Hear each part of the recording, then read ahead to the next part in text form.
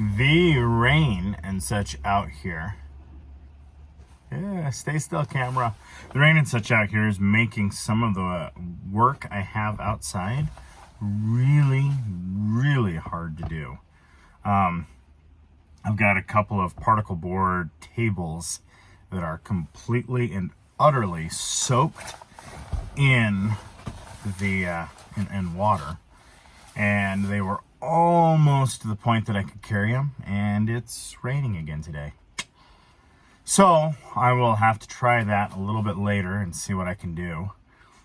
Anyway, we today have The Borrowers Afield by Mary Norton, and we today are on chapter 2. So if you remember, they're going to go to the town where the borrowers from the first book were. So let's go ahead here and kind of jump in, see what's going to happen. If you guys would go ahead and grab your copy of the book, like, share, and subscribe, let's go ahead and get started here. But nothing turns out, in fact, as you have pictured it. The inn was a case in point, and so, alas, was Great Aunt Sophie's house. Neither of these, to Kate, were all as they should be. An inn, of course, was a place you came to at night. Preferably a rainy night, wind, too, if it could be managed, and it should be situated on a moor. And there should be scullions. Mine host should be gravy-stained and broad in the beam, with a tousled apron pulled across his stomach. And there should be a tall, dark stranger, the one who speaks to nobody, warming thin hands before the fire. And the fire should be a fire, crackling and blazing, laid with an impossible-sized log and roaring its great heart out up the chimney. And there should be some sort of cauldron, Kate felt, somewhere about, and perhaps a couple of mastiffs thrown in for good measure. But here were none of these things. There was a quiet-voiced young woman in a white blouse who signed them in at the desk. There was a waitress called Maureen, and one called Margaret. And the elder waiter, the back part of whose hair did not at all match the front. The fire was not made out of logs, but of bored-looking coals, tirelessly licked by an abject electric flicker. And, standing in front of it, instead of a tall, dark stranger, was Mr. Begood, the lawyer, plump, pink, but curiously cool-looking, with silver hair and a steel-gray eye. But outside, Kate saw the bright spring sunshine, and she liked her bedroom with its view over the marketplace, its tall mahogany wardrobe, and its constant hot and cold water coming from taps marked H and C. And she knew that tomorrow they would see the house, this legendary, mysterious house, which now, so surprisingly, had become real. Built no longer on airy fantasy, but, she gathered, of solid bricks and mortar, standing firmly on its own grounds 2 miles along the road.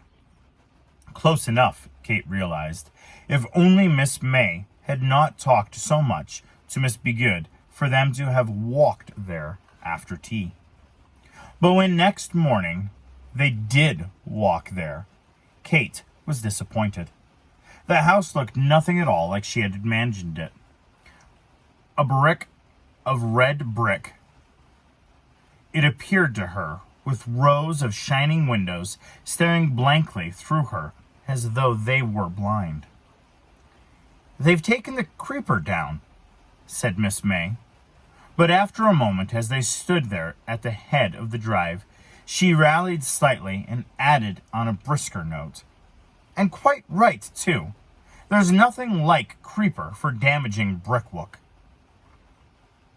And, as they began to walk on down the driveway, she went on to explain to Kate that this house had always been considered a particularly pure example of early Georgian architecture.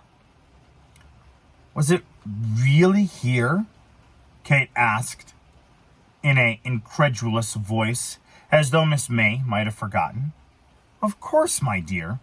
Don't be so silly. This is where the apple tree was. The russet apple by the gate.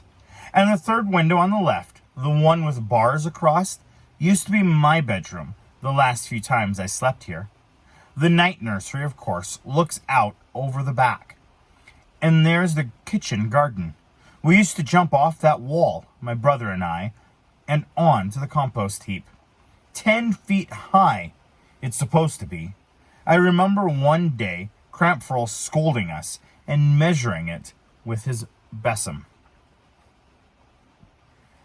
The front door stood open, and the early spring sunshine poured across the newly whitened step into a dark hall beyond. It made a curtain of light through which it was hard to see. Besides the step, Kate noticed was an iron shoe scraper. Was this the one down which Ariadne had climbed? Her heart began to beat a little faster. Where's the grating?" she whispered as Miss May pulled the bell. They heard it jangle far off in the dim distance, miles away it seemed. "The grating?" said Miss May, stepping backwards on the gravel path and looking along the house front. "There," she pointed out with a slight nod, keeping her voice low. "It's been repaired, but it's the same one." Kate wandered toward it. Yes, there it was, the actual grating through which they had escaped. Pod, Homily, and little Ariadne. There was a greenish stain and a few bricks which looked newer than the others. It stood higher than she had imagined. They must have had a bit of a jump to get down. Going up to it, she stooped, trying to see inside. Dank darkness, that was all. So this had been their home. "Kate!" called Miss May softly from beside the doorstep. And Kate, turning, saw suddenly a sight she recognized. Something which at last was as she imagined it. The primrose bank, tender, blue-green blades among the faded winter grasses, sown, splattered, almost drenched they seemed, with palest gold. And the azale bush, Kate saw, had become a tree. After a moment, Miss May called again, and Kate came back to the front door. "We'd better ring again," she said. And once more they heard the ghostly jangle. "It rings near the kitchen," exclaimed Miss May in a whisper, "just beyond the green baize door." At last they saw a figure through the sunbeams. It was a slanty girl in a wet sackcloth apron, her bare feet in run-down sandals. "Yes," she said, staring at them and frowning against the sun. Miss May stiffened. "I wonder," she said, "if I could see the owner of the house." "You mean Mr. Dawsett Poole?" said the girl, "or the headmaster?"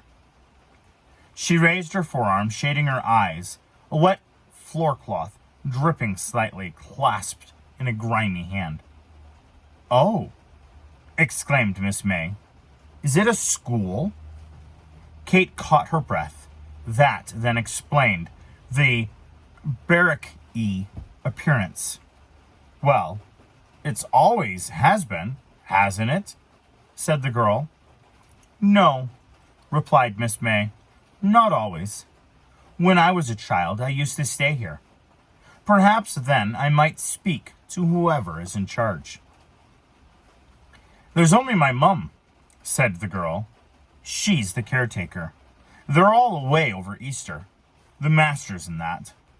"Well, in that case," began Miss May uncertainly, "I mustn't trouble you," and was preparing to turn away when Kate, standing her ground, addressed the girl. "Can't we just see inside the hall?" "Help yourself," said the girl, looking mildly surprised as she retreated slightly into the shadows. as though to make way. It's okay by me. They stepped through the veil of sunlight into a dimmer coolness. Kate looked about her. It was wide and high and paneled, and there were stairs going up and up, world upon world, as Arietti had described them. All the same, the hall was nothing like she had imagined it. The floor was covered with burnished dark green linoleum. There was a sourish smell of soapy water and the clean smell of wax. "There's a beautiful stone floor under this," said Miss May, touching the linoleum with her rubber-tipped walking stick. The girl stared at them curiously. In a moment, as though bored, she turned away and disappeared into the shadowy passage beyond the staircase, scuffling a little in her downtrodden shoes. Kate, about to comment, felt Miss May's hand on her arm. "Listen," said Miss May sharply, and Kate, holding her breath to complete the silence, heard a curious sound, a cross between a sigh and a moan. And Miss May smiled. "That's it," she whispered. "The sound of the green baize door." And where was the clock?" asked Kate. Miss May indicated a piece of wall, now studded with a row of coat pegs. "There. Pod's hole must have been just behind where the radiator is now. A radiator they'd have liked that." She pointed to a door across the hall, now labeled in neatly white lettering, "Headmaster's Study." That was the morning room, she said. "Where the Overmantles lived? And Pod got the blotting paper?" Kate stared a moment and then, before Miss May could stop her, ran across and tried the door. "No, Kate, you mustn't. Come back." "It's locked," said Kate. "Could we just peep upstairs? I'd love to see the night nursery. I could go terribly quietly." "No, Kate. Come along. We must go now. We've no business to be here at all," said Miss May, walked firmly toward the door. "Couldn't I just peep in the kitchen window?" begged Kate when they stood once again in the sunshine. "No, Kate," said Miss May. "Just to see where they lived? Where the hole was under the stove, which Pod used as a chute, please?" "Quickly, then," said Miss May.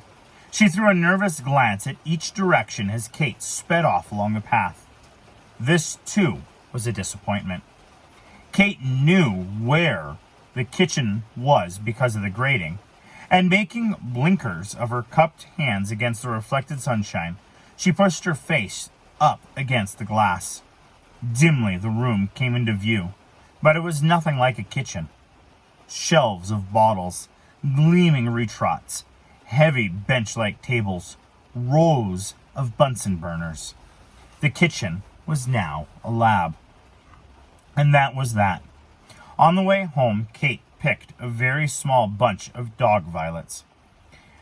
There was veal and ham pie for luncheon, with salad, with a choice of plums and junket, or baked jam roll.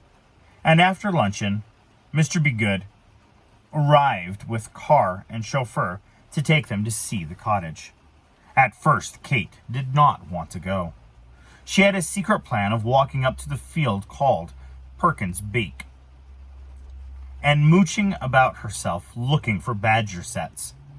But when Miss May explained to her that the field was just beyond the cottage, and by the time Mr. Begood had started long enough and pointedly enough out of the window with a board dry, if this were my child kind of expression on his face, Kate decided to go in the car after all, just to spite him. And it was a good thing that she did. Otherwise, she might never have talked to or made friends with Thomas Goodenough. Thank you for listening to Chapter 2 of the Borrowers Afield. We're kind of just starting to get into it as we see Kate has now arrived in the town, has now kind of seen the old house that has been remodeled into a schoolhouse. And we're seeing how this is kind of moving forward. We're getting a picture of the town has expanded and become bigger. And now we're going to head out to the cottage. And not far from the cottage is that bench next to the river where they used to be, the borrowers and such. Anyway, I want to thank you guys so much for tuning in today. And you all have a wonderful, wonderful, and blessed day.